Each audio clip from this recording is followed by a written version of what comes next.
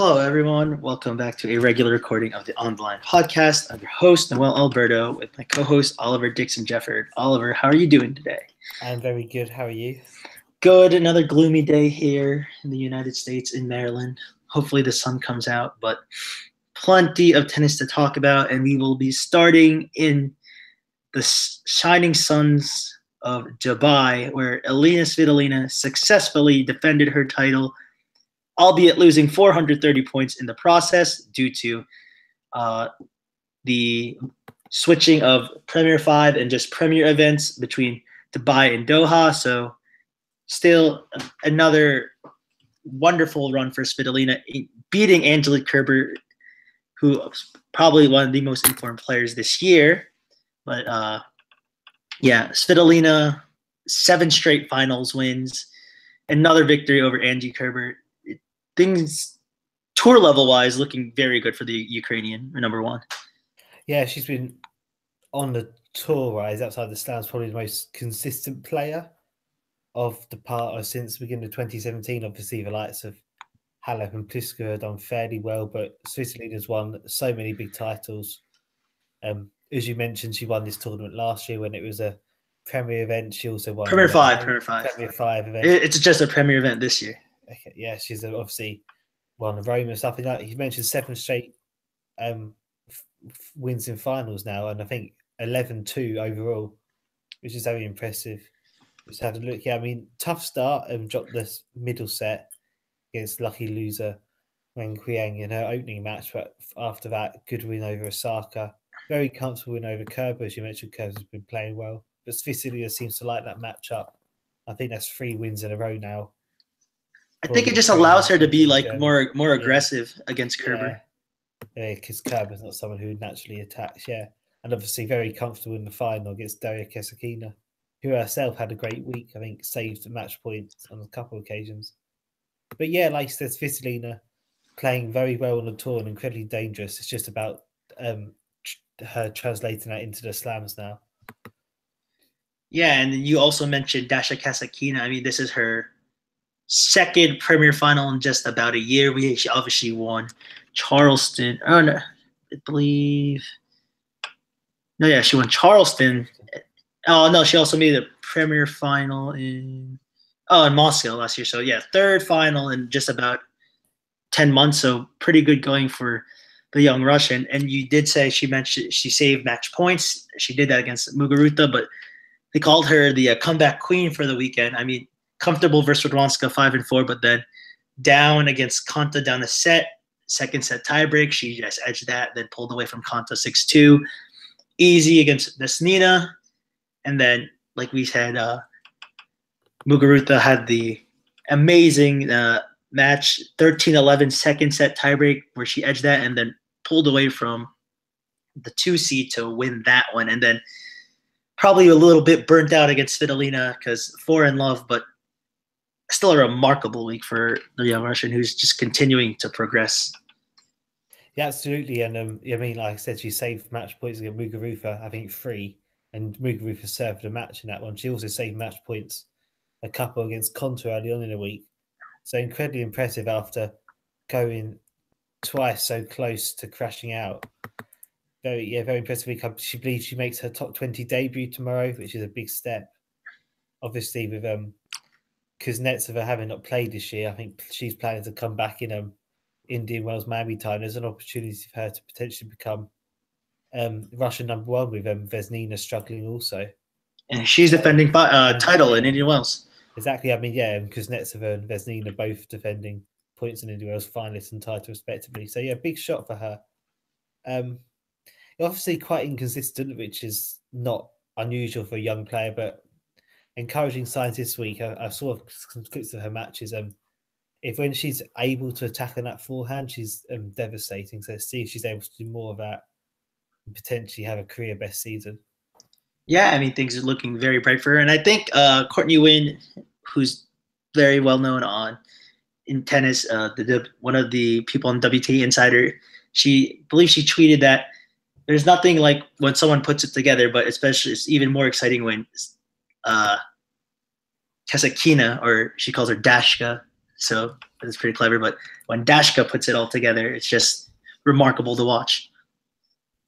Yeah, she has a fantastic game style. Often, unfortunately, she's not able to bring it all at the same time, but she did that a lot this week. And like you said, unfortunately, probably burnt out in the final. And against someone like Svitolina, who's able to chase down a lot of balls and able to turn defense into attack quite quickly, you're going to be punished for that. And she was. But yeah, I think encouraging. She hasn't reached too many finals. As you said, she obviously won in Charleston last year and obviously reached in Moscow, but still relatively new to those big stages. So yeah, I think an encouraging week for her, especially those wins over Konta and Muguruza. Mm-hmm. Yeah, very 2 top 10 wins. So that's definitely something she'll be looking to add on later this year. And then also want to mention that Caroline Wozniacki was defending finalist points from last year, chose not to play. Simona Halep will be number 1 starting Monday. And then and also another note that seems like players who finished top 10 last year, Elena Ostapenko, Johanna Konta, and to some extent Kristina Mladenovic, Mladenovic had that good run in St. Petersburg. Looks like they're not really finding it so far in 2018, especially Ostapenko. I did write a piece that she's finally hitting that like post Grand Slam slump, even though albeit heading into the new season, I think she's finally hitting that. And probably Konta and Mladenovic, don't know with them. They are a bit erratic at times, but what do you think? I think obviously with Konta and Mladenovic are obviously signs, obviously towards late last year, both struggled after Wimbledon. Oh, I mean, Mladenovic struggled at Wimbledon, but they both struggled around that time. I think with Mladenovic, it is purely about confidence. Obviously, like you said, she had that good run in St. Petersburg. Fresh off winning the Australian Open doubles title, I think that helped her greatly. Obviously, defending champions St. Petersburg reached the final. Obviously lost to Kvitova, which is no disgrace. I'm not sure, she hasn't done amazingly since then, but I think she is striking the ball better. Looking more at home and court. Obviously back in action this week in Acapulco. Seeded second, looking at draws earlier. Not a bad draw, so she could potentially pick up a few wins there. She's defending finalist points, so there's a little bit of pressure on her. I think in terms of Konta, I think it's probably the same. I know Mladenovic struggled with injury a bit last year. I think Konta had 1 or 2 slight injury issues. But yeah, she's not playing as cleanly as she was for a lot of last year, especially early on. Obviously, Miami champion, Australian Open quarter finalist, obviously semi-finalist at Wimbledon. So I think it's her about regaining confidence. Also, I think maybe getting a tiny bit more fit. And also, I think mentality as well. Obviously, she lost to this week having match points. She's had a couple of tight losses over the past few months after her loss at Wimbledon. So think about improving on that as well for her. And then your thoughts on Ostapenko? I agree with you. I think the slump is starting to come. I think once we had that break at the end of the year, obviously she won her final match at the WTA finals. Obviously didn't make it out of the group. Obviously went on to win Seoul not long after the US Open as well, quarterfinalist at Wimbledon. So she had all that going on. She didn't necessarily have the time to always reflect. She was also semi-finalist in Beijing and Wuhan, yeah, I believe. Wuhan. So yeah. So she had those great runs. I mean, I think it's just like the off-season came, obviously things kind of settled down, maybe getting back into the rhythm. We all know what she's capable of, and she probably will likely have go on a run again at one point in a big tournament. Yeah. But yeah, she struggles at the moment. But I think she's someone, the way she plays is always at risk. Some days it'll work, some days it won't. And so far it's not working. Yeah. A lot of time it has been working, but I think that's what's so intriguing about her. You never know what will happen. And I think the fact that she often doesn't have a plan B, so she often forces plan A to work, which makes it exciting to watch. But if these results keep coming, she may have to look at what she can add to her game. Yeah. I mean, we were looking at it earlier yesterday. 3 in 6 tour level this year, tour levels and slams, and then but 4 and saving grace is Fed Cup, where she's 4-0. So if you count Fed Cup, barely over 50% win rate. If not, she's 33% on the year. So unless she has two big events. Sunshine doubles are premier mandatory, so 1,000 points. So chance to turn it around there. But now we move on to the ATP, where top seeds, fell by the wayside for the most part. And start in Rio 500 event, we had Marin Cilic go down to Galmon Fee.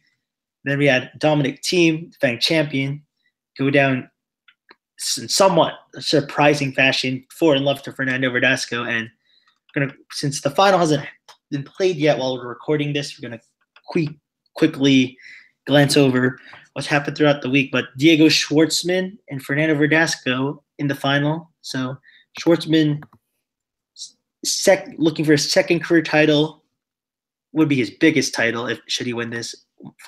While Fernando Verdasco, he'll be been a while since he's been in a final, I believe. Yeah, last year. It's been just about 11 months since he was in his last final in Dubai. Lost to Andy Murray. So looking for his first title since 2016 in Rome would be his biggest title in quite some time. So what are your quick thoughts on Rio and what's been going on there? Well, it's an interesting final. I think Schwartzman probably goes in a slight favourite, having not dropped a set. Obviously, impressive win, particularly in the quarterfinal against Gael Monfils in straight sets there. But I think Verdasco, tight matches early on, but since then, as you mentioned, fab win against Dominic Thiem, just dropped 4 games, and a good win against Fognini in the final there, in the semi-final even. So yeah, it should be an interesting final. I'm leaning towards Schwartzman because he's generally been the more in form over the past few months, and so obviously had a great 2017 season. Has done fairly well this year. Second week at the Australian Open, he pushed Nadal to 4 sets in a tight match, playing well and probably his favourite surface. So yeah, I'm leaning towards him. But if Verdasco's able to play like he did, particularly against Thiem, he's also got a great shout. Very much so. And so there are a lot of tournaments actually going on that or haven't happened yet while we're recording this. So obviously Rio is one of them. And just interesting to see that some of these players who are better known for being hard-court players are actually on clay, like Cilic, Monfils, Tennis Sandgren. Oliver alluded to before the pod, maybe Monfils just playing for points because he could be seated in the golden swing, which is what we call the South American clay swing, compared to if he played hard courts, he'd probably go and see and get bad draws, and they're more known to have tougher fields. So there's that. But currently going on right now is the Hungarian Ladies Open, the other WTA event this week. Oliver, what is the update on that between the final for Dominika Sibylkova, the top seed, and Alison van Uytvanck? They're currently in the third set. Van Uytvanck was able to take the first set 6-3, and Sibylkova, shortly before we started the pod, was up in the second set. She broke for a second time to take that 6-3. It's currently 3-2 on serve for the Slovak in the final set. Van Uytvanck's about to serve again. I believe there may have been potentially some early breaks in this set. I'm not 100% sure. This is only the second meeting between the two. Both women have played fairly well, I think, especially Van Uytvanck, because I believe she's unseeded and Sibylkova is the top seed. That might be wrong. Yeah, if that is the case. Sibylkova, both women very comfortable in their semi-finals. Looking at, Sibylkova hasn't dropped a set a week. Van Uytvanck also the same. Also, Van Uytvanck actually beat Buzanescu 1-love in the second round. Buzanescu's the 5th seed, obviously. And she's been playing well this whole year. Obviously, it's risen quite the rankings, obviously, really progressing, another late bloomer. So, it's both of them played well. It's probably always going to be a tight final. Sibylkova has not actually dropped more than 4 games in a set coming up to this final. Oh, yeah. And then also mention She's only 23, so there's that going for her. So things could be looking up. She did make a French Open quarterfinal a few years ago, or 2015, 2015, I believe, yeah. but struggled with injuries since then. So things could be, if she could stay healthy, her and Elise Mertens, good, nice base for Belgian tennis potentially. Absolutely, yes. I mean, obviously, in the past, they obviously had Henning and Kleisters, obviously two fantastic players. And, obviously, it's going to be hard for both Van Uytvanck and Mertens to match their success, but it's going to be encouraging for their shot at Fed Cup and similar events like that. Mm-hmm. So, we're talking about the one tournament that actually finished on the ATP side. I believe it is Marseille Open 13. And so, obviously, before the tournament, we had some news that David Goffin would withdraw due to the eye injury he suffered in Rotterdam. Needed the week off to recover. So, hopefully, everything's okay for the Belgian number one. Then we had Stan Wawrinka retire in the second round match to Ilya Ivashka of Belarus, the 24-year-old qualifier. But to no surprise, though, we had Luca Pouille in the final. This man seems to turn up for the smaller tour level events. But then Karen Khachanov, the 9 seed, replacing Goffin to an extent in the seedings, wasn't put in his place. Bautista Agut was put in the number 1 slot, but they gave Khachanov the seeding. Takes his second career title after he won Chengdu in 2016. But second career title, very tight match, 7-5, 3-6, 7-5 for the 21-year-old Russian. Yeah, a great week for him. Didn't have an amazing 2017. It was fairly solid, but nothing particularly spectacular. I think he started well this year. He reached the semi-final in Auckland, if I remember correctly. Yeah, lost to Del Potro. Yeah, tough Australian Open draw because he lost to Del Potro again in the second round. Yeah, so great week for him. Obviously, got a little bit lucky in terms of the seeding, but yes, fantastic. I mean, straight sets all the way through to the final. Comfortable win over Thomas Berdych in the semi-final, which is a great win for him because Berdych is playing a lot better than he did last year. So the Czech's finding his formula. So 3-2 is a very, very good win. Yeah, and obviously very tight final. Obviously, after dropping that second set, obviously Peel won at 6-3. So not easily, but fairly comfortably. You could have perhaps predicted the Frenchman, considering he also won in Montpellier a couple of weeks ago. In fact, he won quite a few titles last year, probably to take that. But fair play to the Russian. Held firm and disappointed the home crowd, as it were. But good week for him. Another good week for Peel as well, obviously. All about him trying to build up that confidence on the Grand Slam and Masters stage again, because he didn't do that well last year. And obviously, the only way he can get that is to do well on the smaller tournaments, and he's continuously doing that. So, yeah, very much so. I mean, also, thoughts on Stan Wawrinka? I mean, another early exit last week in Rotterdam, retirement this week.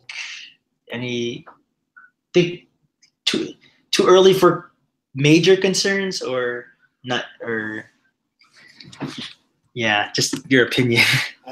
It's not looking that encouraging, is it? I mean, no, not at all. It's not ideal. I mean, playing yourself into form can be a good thing, but obviously early loss of the Australian Open, couldn't play before then, was struggling with injury in that match against Tennis Sangren. Not sure he didn't do that well before this tournament. I think he played in Rotterdam, didn't he? Lost to a Dutch, I think a Dutch wild card, I believe. Yeah, so it's not encouraging. I think we probably should see he's not playing this coming week, I don't believe. That could be wrong. I don't think so anyway. So it could be worth seeing after Indian Wells and Miami if he's able to pick up anything then, or this continues. I think if it stays the same after that, it's probably genuine cause for concern about whether he'll be able to play towards his best once again. Yeah. I mean, defending finalist points at the French Open, so if things aren't going well leading up to then, it's major red alert for him. But now, Delray Beach going on in the Sunshine State of Florida. We have Francis Tiafoe looking for his first career tour level ATP singles title. Well, Peter Wojcik is looking to add to his tally after winning Mosse in Metz last year. So a lot went on. Tiafoe with the big win over Del Potro after kind of up and down match versus Matthew Ebden in his opening match. But yeah, defeats his idol Del Potro in probably one of the matches of tour level matches of the year so far. Then gets through Hyun Chung, the Australian Open semifinalist, after going down a set and some controversy about a potential double bounce, and then gets through fellow next-gen star Denis Shapovalov. While Wojcik down a set in his first round match against Lachko, not a problem. Against Isner, second round, kind of what you expect, 3 tie breaks. Another tiebreak versus Opelka, but took second set 6-3, and then defeated Stevie Johnson by the exact same scoreline. He actually defeated Opelka on 7-6, 6-3. So good week for the German, good week for the young American. So quickly, do you want to have your thoughts on this final? It's a tough one to call. They both played very well this week. I think obviously Wojcik, with the exception of that Isner match, has probably had it slightly easier, especially in his past 2 matches. Actually, they both had 2 3-setters, 2 straight setters, but his straight setters have been both the past 2 matches, which might be an advantage. I think in general, great to see so many next-gen players doing well. Obviously, Tiafoe, wild card into the final, obviously beat Shapovalov in the semi-final. Obviously, Shapovalov's attracted a lot of attention, but hasn't always done too well since his great summer last year, so a big result for him. Couple of good wins. Quarterfinal. That whole bottom section, actually, the quarterfinals, Shapovalov beating Fritz and Tiafoe beating Chung. Obviously, 4 young players there. Obviously, a lot of people excited about them. Obviously, Riley Opelka doing well as well in the top half, obviously reaching the quarterfinal, beating Jack Sock. So yeah, it's a very interesting week, especially for the young players. I think a lot of them have made a bit of progress in the past few days. Yeah, I agree. I mean, you pointed out that the quarterfinals is all next gen, and Taylor Fritz, I believe, think he's the youngest. Him and Tiafoe are the youngest of the. No, Elijah Shapovalov. What am I saying? Yeah, he's 18. Yeah. But Fritz, Tiafoe, youngest of the Americans. Obviously, Chung had his major breakthrough. Obviously, next gen finals winner Milan. And then quickly followed his next gen breakthrough that next gen titles breakthrough in a Grand Slam at the semifinals. So great to see young players taking advantage of all the opportunities they're given these days. But I think you're right. Could be a tough final to call. And one thing we didn't mention is Tiafoe's match against Chung was delayed overnight because it started to downpour. So he had to finish it, albeit it was just probably a couple of games, but quite mentally tough. Yeah. I believe he was 5-3 up in the third set, which is quite a difficult way to end the match for the night. So mental composure to remain firm. Yeah, because Chung served to start the rain delay, then Tiafoe closed it out. Yeah, so yeah, I think it's a tough one to call in terms of the final. I think I am slightly giving the edge to Tiafoe, but it depends how he handles his first final and how obviously the fact that that's a home finals of work affects him or not. Obviously, as mentioned, Wojcik has obviously won a title before, so he has a slight advantage in terms of that. Yes, now time to move on to this week's tournament. So 2 ATP 500 events, one in Acapulco, the other in Dubai. And Dubai draw pretty dry, like the desert that it's in. I would like to say, I mean, last year we had Federer, we had Wawrinka, we had Murray. Years before we had Djokovic, top seed. And like you said, the only top 15 player this year is Grigor Dimitrov. Yeah, it's not the best draw. It's slightly disappointing, to be fair. That means there'll be opportunities for someone else, though. The draw was a lot better in Acapulco, but yeah, Dimitrov obviously good one to the final in Rotterdam last week. That was the first. That was where he kind of kick-started the season, because before that, I know quarterfinal in I think Brisbane or Sydney. I think Brisbane was the defending champion. It was quarterfinal Melbourne, but hadn't looked massively convincing. The event has a big step, and obviously is an big opportunity for him this week. He should be winning the title, really. I mean, it's not always easy, as obviously Lucas Puig's in there, second seed. We have Richard Gasquet as the fifth seed, third seed Roberto Batista. Good people he could potentially face, but he should be winning the title. It's about whether he can remain firm and bring out some good form. Yeah, it has to be the favorite for the title, without a doubt. I mean, Puig maybe, because he tends to show for the 250s and the 500s, so he could. Those two are probably form-wise the best two, bar Khachanov. So could have a second round rematch of the Marseille final between Khachanov and Puig. Yeah, it'd be very interesting. Obviously, as we'll get into Acapulco, we'll see another clash which is going to happen a couple of days apart. But yeah, rough draw for both of them. Looking at Puig faces Ernest Gulbis in the first round, and obviously he should win that match, but you never know with Gulbis, do you? So could be a little tricky. But yeah, looking ahead, I'm thinking maybe Yushi Sugita, 8th seed, got a fairly good draw, starts against Ilya Ivashka, who obviously was semi-finalist in Marseille past week in the first round, and then looking ahead, could face Puig in the quarterfinals. I think he has a shot going well. But yeah, it's going to be interesting. Interesting first round match between Gasquet and Borna Coric as well. One to look out for. Yeah, I think another match I'd look for is, well, just from my point of view, probably young Tsitsipas and Kukushkin. Obviously, Kukushkin, well-aged veteran, 30 years old. But Tsitsipas has had decent results so far this year. Probably going to want to continue his strong, to an extent, 2018. Oliver. Yes. Okay. Oh, you disappeared. Okay. To Acapulco we go, where Rafael Nadal returns to the courts against fellow countryman Feliciano Lopez. I think the draw for Nadal is could be tricky. Lopez has beaten him before. Kokkinakis could be second round match, and he's capable of wins. Then, like you mentioned, Sam Querrey as a potential quarterfinal opponent, a rematch of the final.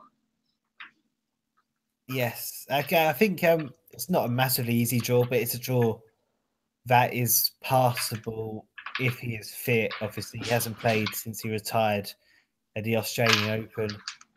The fact he's there should suggest he's back at full fitness, but there's obviously a possibility he might be struggling a tiny bit, in which case he is susceptible, especially to Querrey, who's obviously regained some form. Querrey did go down early this week in Delray Beach, though. So yeah, true. But then he was coming off the New York final, so rested might be dangerous. But yeah, looking ahead, I mean, Kevin Anderson here as well, obviously New York Open champion. Don't think he must have lost early in Delray as well. He pulled out of the tournament altogether. Okay, yeah. Him and Manarino.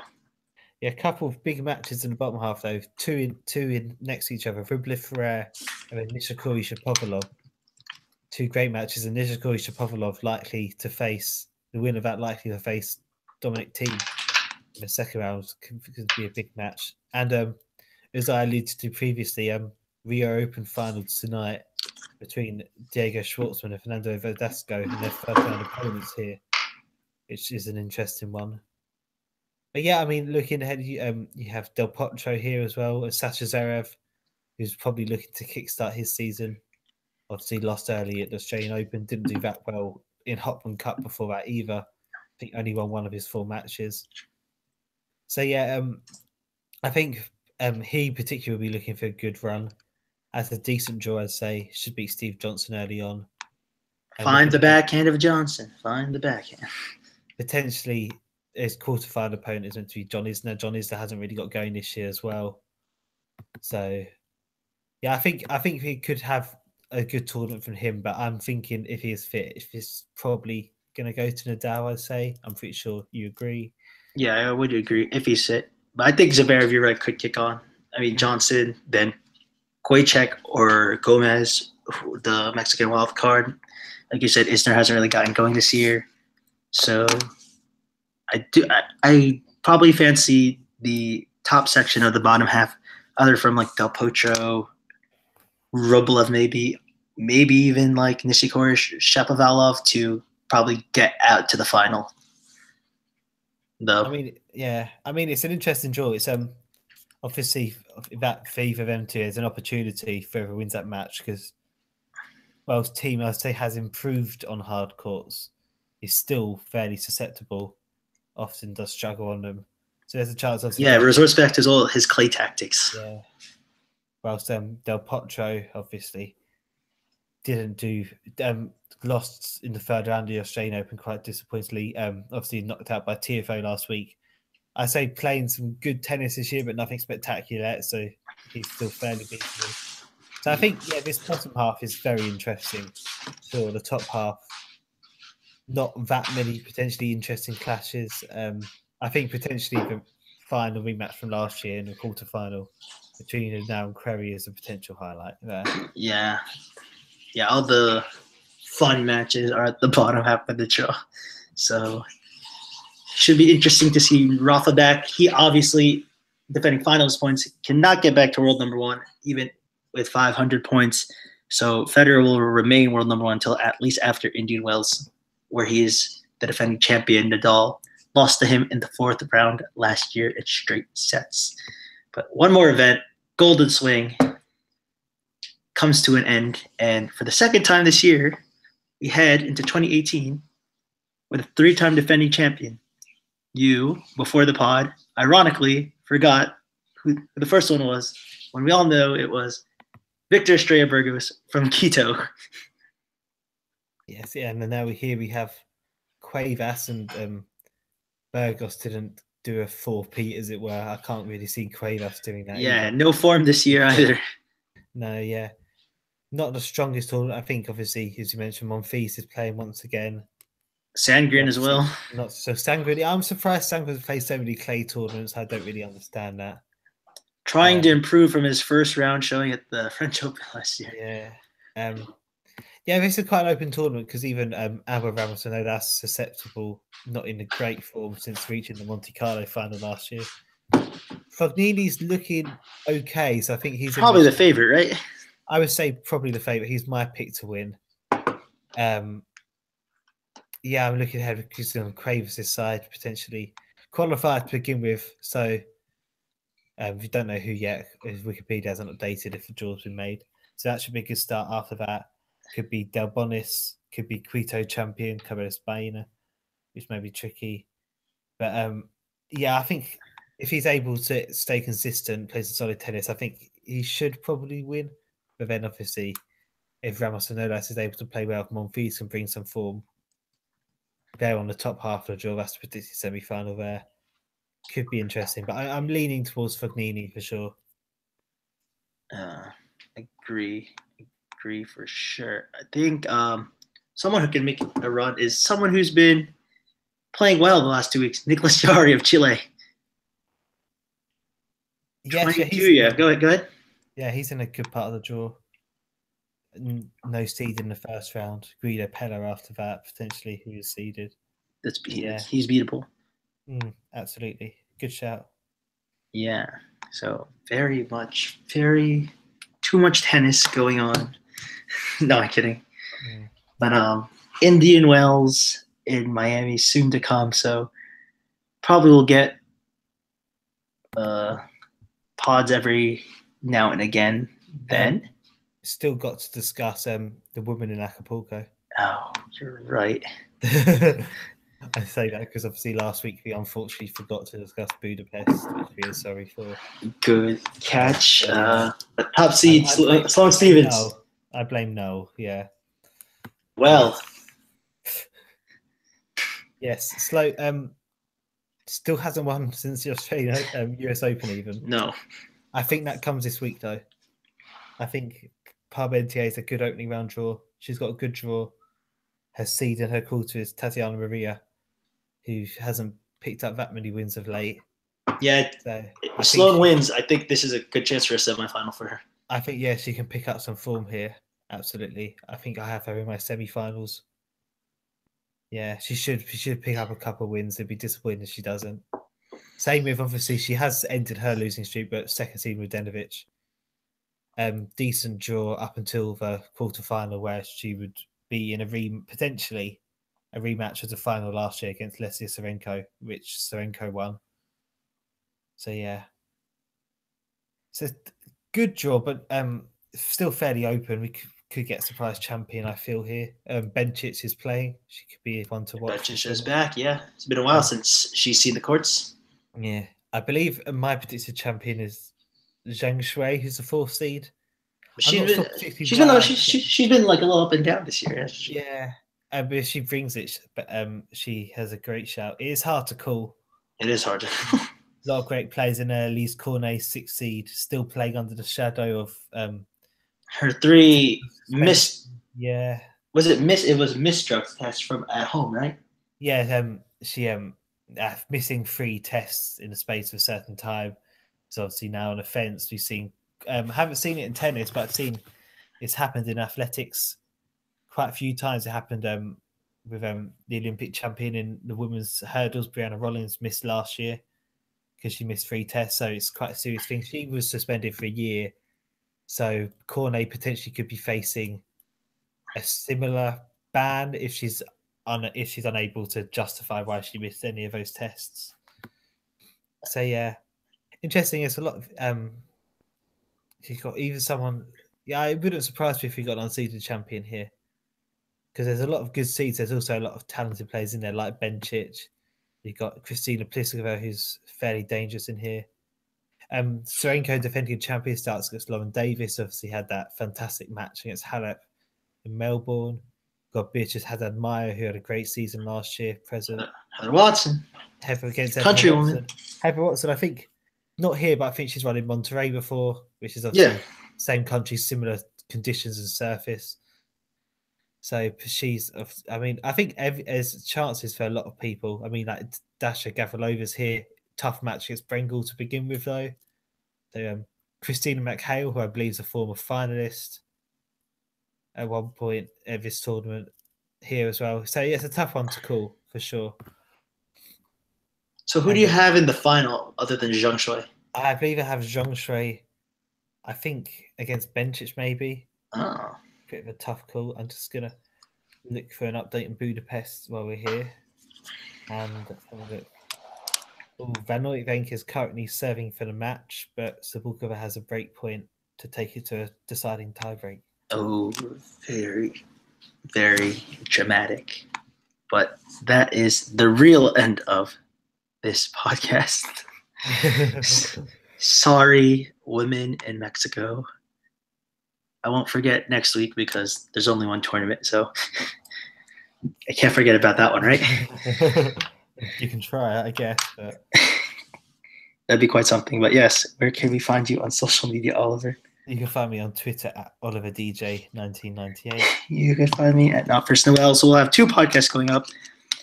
Today we'll have the regular show, and then we'll obviously have our discussion between that Oliver and I had yesterday, talking about Bouchard versus the USTA.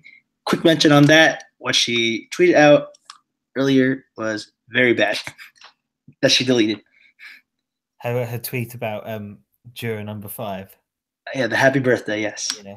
Apparently that was brought up in the trial, so it's not as if the juror had prior knowledge of her. So I don't think that'll have too much impact. I think it's settled now. I don't think the USTA wants to be drawn back into that. No, they don't. So, yeah. I think it's a little naive. I don't think it's a huge mistake. I think a lot of people taking it a bit too far, but yeah. Happy birthday to her. So yeah, it's been a good week. Oh yeah, you're right. Happy birthday, Jeannie. Happy 24th birthday to Eugenie Bouchard.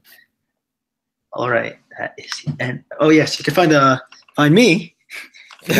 Oh boy, on me at Not First Noel, ready for Vavel USA, podcast Twitter at On the Line Pod. See you next week.